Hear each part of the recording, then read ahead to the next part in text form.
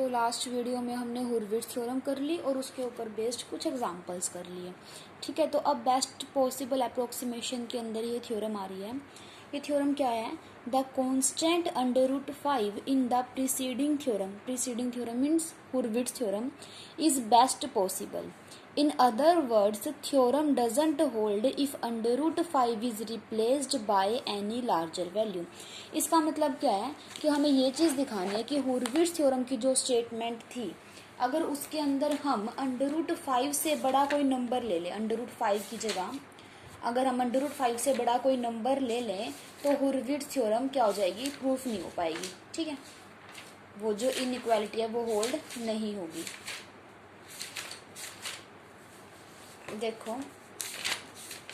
एक मिनट, ये थी हमारे पास हुरविट्ज़ थ्योरम की स्टेटमेंट। ठीक है, तो हुरविट्ज़ थ्योरम में हमें क्या दिखाना था कि ये वाला नंबर है जो इससे लेस होगा। यहाँ पर √5 था। अब इस थ्योरम में हम क्या दिखाएंगे कि अगर √5 से बड़ा कोई नंबर यहाँ आ जाता है तो ये वाली जो इनइक्वालिटी है वो होल्ड नहीं करेगी। इनफाइनाइटली मैनी मतलब रैशनल नंबर हमें नहीं मिलेंगे जो इस इनइक्वालिटी को सेटिस्फाई कर रहे होंगे। ठीक है, अब ये वाली चीज़ दिखानी है इसके अंदर। इस थ्योरम का प्रूफ करते हुए पीछे वाली काफ़ी चीज़ों का यूज़ होगा, तो मैं आपको साथ साथ बताती चलूँगी। ठीक है, तो देखो सबसे पहले क्या किया, कंसीडर द इरेशनल नंबर जाई। हमने कोई भी जाई एक इरेशनल नंबर कंसीडर कर लिया जिसकी कंटिन्यूड फ्रैक्शन एक्सपेंशन ये वाली है। ठीक है, हमने अपनी तरफ से कंसीडर कर लिया जाई कोई भी इरेशनल नंबर है जिसकी इनफाइनाइट कंटिन्यूड फ्रैक्शन ये है। तो it means xi is equals to this star equation नाम दे दिया इसे हमने।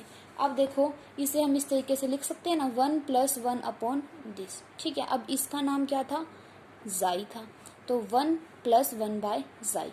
अब यहाँ देखो ये क्या हो गया, xi is equals to 1 plus, left में तो जाई था, xi is equals to 1 + 1 upon xi. LCM लेंगे जब हमारे पास एक क्वाड्रेटिक इक्वेशन आ जाएगी। ठीक है, इस क्वाड्रेटिक इक्वेशन के हम रूट निकाल सकते हैं easily, -b + -b² - 4ac upon 2a इस फॉर्मूला से। तो हमारे पास दो रूट आ जाएंगे जाई के, एक हमारे पास प्लस का है और एक हमारे पास नेगेटिव है। बट जो जाई है वो नेगेटिव नहीं हो सकता, तो हम नेगेटिव नंबर को निगलेक्ट कर देंगे और सिर्फ पॉजिटिव नंबर को कंसिडर करेंगे। ठीक है, तो यहाँ से क्या हो गया, but xi is equals to 1 - √5/2 is not possible. क्यों? क्योंकि because all terms of continued fractions are positive. क्योंकि कंटिन्यूड फ्रैक्शन की जो सभी टर्म्स होती हैं वो कैसी होती हैं? पॉजिटिव होती हैं। अब हमारे पास तो जाई क्या आ गया, ये तो हो नहीं सकता, तो क्या बची चॉइस? यही वाली बची। तो xi is equals to 1 + √5/2 is the possible value. अब देखो हम क्या प्रूव करेंगे, now we prove by induction that xi i is equals to √5 + 1/2 for all i greater than equals to 0। Means सभी के सभी जो जाई आई होंगे उनकी वैल्यू क्या होगी? √5 + 1/2। ठीक है, ये हमने देखो जब इरेशनल नंबर का टॉपिक किया था तो उसके अंदर हमने जाई आई डिफाइन किया था।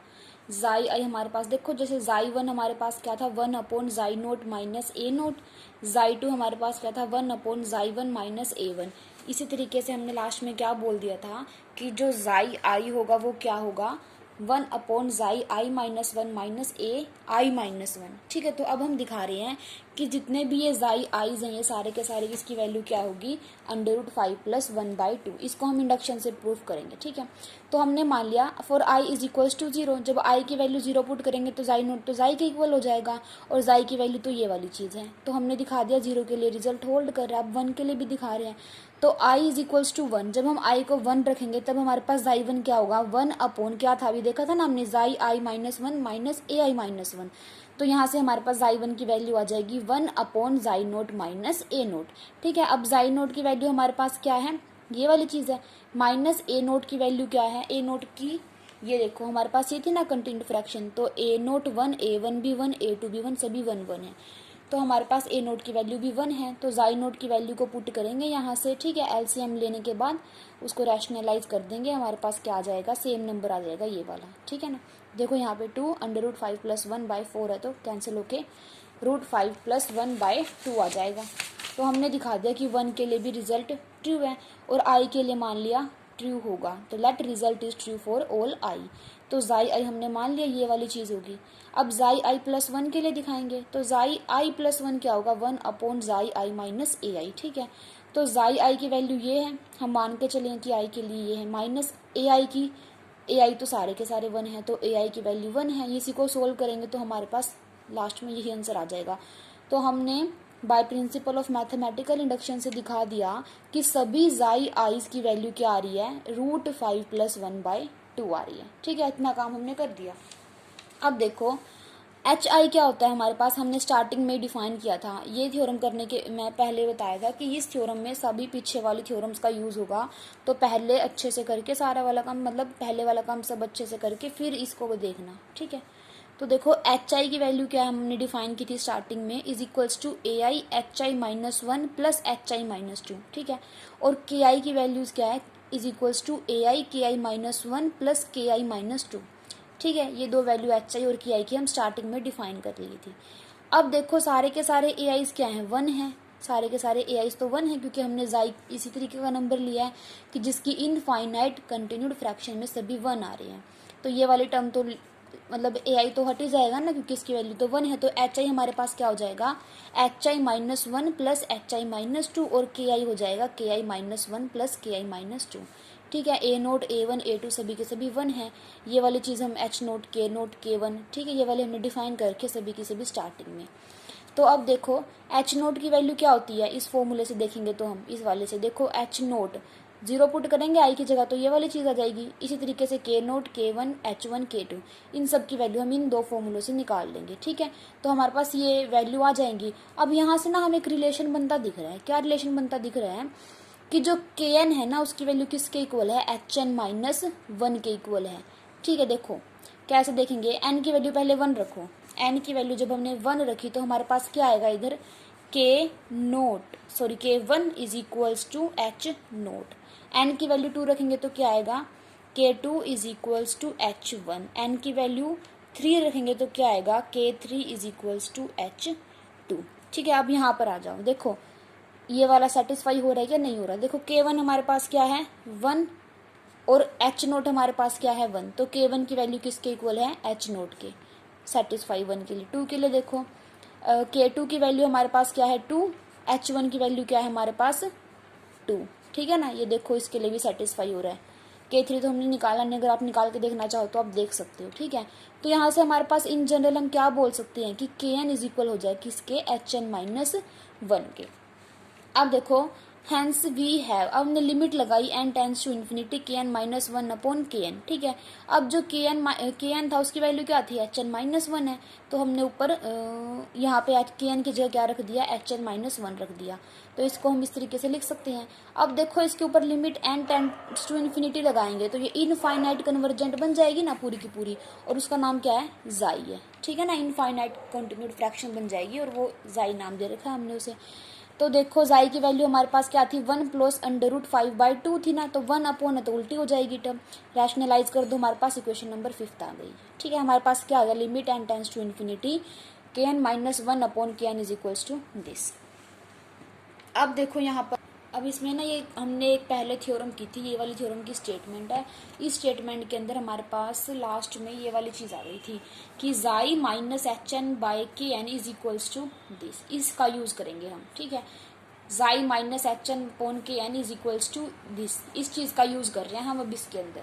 ठीक है, जाई -Hn/Kn is equals to -1n। ठीक है, -1n अपॉन, यहाँ पर इसने क्या कर दिया कि Kn को कॉमन निकाल लिया। जब Kn को कॉमन निकालेंगे तो यहाँ पे Kn स्क्वायर हो जाएगा बाहर, और यहाँ पर बचेगा जाई n + 1 + Kn -1 Kn। ठीक है ना, इस इक्वालिटी का यूज किया हमने इस थ्योरम के अंदर। ठीक है, और हमने क्या कर दिया, बस यहाँ से Kn को कॉमन निकाल लिया, तो हमारे पास ये वाली इक्वेशन आ जाएगी। ठीक है, अब क्या करेंगे, now limit n tends to infinity, अब इस चीज को सोल्व कर रहे हैं। इसके ऊपर जब limit n tends to infinity लगाएंगे तो हमारे पास क्या आएगा, जाई की तो वैल्यू क्या थी सभी i के लिए, √5 + 1/2, ये चीज हम प्रूव कर चुके हैं। प्लस अभी इसकी वैल्यू हमने फाइंड आउट की थी, ना limit n tends to infinity Kn -1 Kn क्या होगा, √5 - 1/2। तो हमने ये वाली वैल्यू पुट कर दी। जब इसे सोल्व करेंगे तो हमारे पास क्या आ जाएगा, √5 आ जाएगा। Now seventh implies that except some finite number of constant, there are infinitely many constant xi n + 1 plus k n minus one by k n which are close to root five. अब इसका क्या मतलब हुआ, देखो यहाँ से हमें क्या पता चल रहा है कि इसके ऊपर लिमिट लगाने पे ये नंबर आ रहा है। इट मीन्स इसको अगर एज अ सीक्वेंस ट्रीट करेंगे तो क्या जा रहा है कि जो ये सीक्वेंस है इसको कन्वर्ज कर रही है, मतलब कुछ फाइनाइट टर्म छोड़ने के बाद सारी की सारी टर्म किसके क्लोज जा रही है, अंडर रूट फाइव के क्लोज जा रही है, पर कुछ फाइनाइट टर्म्स छोड़ने के बाद। तो इसने वही बोला है कि कुछ फाइनाइट नंबर ऐसे होंगे जो इसके क्लोज नहीं होंगे, पर बाकी की जो इनफाइनाइट टर्म्स होंगी ना वे सारी किसके क्लोज होंगी, अंडर रूट फाइव के क्लोज होंगी। ठीक है, अब देखो if c is any constant exceeding root five, हमने मान लिया c कोई भी नंबर है जो अंडर रूट फाइव से कैसा है, बड़ा है, then this greater than c, तो मतलब जो ये नंबर होंगे ये भी क्या होंगे, greater than c, holds for only a finite number of values of n। इसका मतलब क्या हुआ, देखो हम यहाँ पे क्या बोल रहे थे कि इसमें से फाइनाइट नंबर ऑफ टर्म्स को छोड़ के infinite terms under root five के क्लोज हो जाएंगी, क्योंकि ये जो सीक्वेंस है कन्वर्ज कर रही है रूट फाइव को। इसका मतलब ये होता है ना कि फाइनाइट नंबर ऑफ टर्म छोड़ने के बाद बाकी की सारी किसके कन्वर्ट करते हैं, रूट फाइव को। और हमने सी कोई भी नंबर ले लिया किससे बड़ा, रूट फाइव से बड़ा, तो इसमें फाइनाइट नंबर ऑफ टर्म्स ही तो ऐसी थी जो रूट फाइव से दूर थी। ठीक है, समझ आ रही है बात, तो वे फाइनाइट नंबर ऑफ टर्म्स सी से बड़ी होंगी, क्योंकि सी किससे बड़ा है, अंडर रूट फाइव से बड़ा है। ठीक है ना, तो इस वजह से जो ये होगी ना, ये ग्रेटर देन सी किसके लिए होगा, वही जो finite number of terms under root five से थोड़ी मतलब क्लोज नहीं थी उसकी। ठीक है ना, तो holds for only a finite number of values of n, ये वाली कंडीशन कब होल्ड करेगी, सिर्फ एन की फाइनाइट नंबर ऑफ वैल्यूज के लिए, क्योंकि यहाँ पर भी फाइनाइट नंबर ऑफ वैल्यूज ही ऐसी थी जो अंडर रूट फाइव के क्लोज नहीं थी, उन्हीं में से कुछ टर्म्स होंगी जो सी से बड़ी होंगी। ठीक है, अब देखो सो फ्रॉम स्टार, स्टार से हमारे पास क्या आएगा, देखो यहाँ से था ना जाई minus H N by k N, ये वाली चीज लेके चल रहे हैं, हमने दोनों तरफ मोड ले दिया। जब मोड लेंगे तो ये तो मोड ऑफ जाई minus H n upon k n is equals to, ये तो पॉजिटिव बन जाएगा, सिर्फ ये वाली चीज लिख दी हमने ऊपर, सेम बस मोड ले दिया। अब यहाँ से देखो जो ये वाली टर्म है is less than one by c k n square, क्यों, क्योंकि जो ये टर्म थी किससे बड़ी थी, सी से बड़ी थी ना, ये वाली टर्म थी बड़ी थी सी से, तो वन अपॉन करेंगे तो छोटी हो जाएगी ये टर्म सी से। ठीक है ना, जब डिनोमिनेटर को बड़ा करेंगे तो पूरी टर्म बड़ी होएगी, तो यहाँ पे हमने क्या किया, इसकी जगह क्या पुट कर दिया, सी पुट कर दिया। ठीक है, तो नीचे वाली टर्म को जब बढ़ाएंगे तो पूरी टर्म, ये नीचे वाले टर्म को छोटा कर दिया हमने, इसकी जगह इससे छोटा नंबर सी पुट कर दिया नीचे, तो पूरी टर्म बड़ी हो जाएगी ना, ये पूरी टर्म क्या हो जाएगी, बड़ी हो जाएगी। अगर ऐसा ना समझ आए तो इसका रेसिप्रोकल कर लो, means one upon xi n plus one plus k n minus one upon k n is less than one by c. ठीक है, इसका यूज कर लो, यहाँ पे इसकी जगह हमने वन बाय सी पुट कर दिया। ठीक है, तो ये वाली चीज आ गई, किसके लिए आएगी, for only a finite number of values of n, thus we conclude that there are only a finite number of rational h by k, तो हमने क्या दिखा दिया कि सिर्फ देखो ये वाली चीज होल्ड करे, this is less than equals to this, यहाँ पे सी क्या अंडर रूट फाइव से कोई बड़ा नंबर है, तो ये क्या आ रहा है हमारे पास कि ये तो सिर्फ फाइनाइट नंबर ऑफ एन के लिए है ना, होल्ड कर रही है। पर हुरविट्ज थ्योरम में क्या था कि इनफाइनाइटली मिलने चाहिए थे, पर यहाँ पर इस इनइक्वालिटी को होल्ड करने वाले कितने मिल रहे हैं, ओनली फाइनाइट मिल रहे हैं। ठीक है ना, क्यों मिल रहे हैं फाइनाइट, क्योंकि सी हमारे पास अंडर रूट फाइव से बड़ा नंबर ले लिया। इसका मतलब क्या हुआ, अंडर रूट फाइव से बड़े नंबर के लिए हुरविट्ज थ्योरम होल्ड नहीं करेगी, ये वाली चीज हमें प्रूफ करनी थी। only a finite number of n, thus we conclude that there are only a finite number of rational number which satisfy this where c is greater than under root 5। इसका मतलब क्या हुआ कि अंडर रूट 5 होगा तो infinite होंगे, तभी हुरविट्ज theorem proof होएगी। पर हमने क्या ले लिया, c अंडर रूट 5 से बड़ा, उसके लिए तो होल्ड नहीं कर रही, क्योंकि हमारे पास तो सिर्फ फाइनाइट आ रही है अंडर रूट 5 से बड़ा लेने के बाद। तो इसका मतलब क्या हुआ, अंडर रूट 5 हमारे पास बेस्ट पॉसिबल कॉन्स्टेंट है हुरविट्ज थ्योरम के अंदर, as if under root 5 is replaced by any larger value, ये होल्ड नहीं करेगी, क्योंकि अगर हम अंडर रूट 5 से बड़ा नंबर कोई रख दें सी, तो हमारी वो हुरविट्ज थ्योरम होल्ड नहीं कर रही, क्योंकि हमारे पास तब इनफाइनाइट नंबर ऑफ मतलब ये वैल्यू नहीं मिलेगी, h n upon k n, infinite number of terms नहीं मिलेंगी। ठीक है, तो थ्योरम का प्रूफ हो गया और ये चीज हमें शो करनी थी। ठीक है।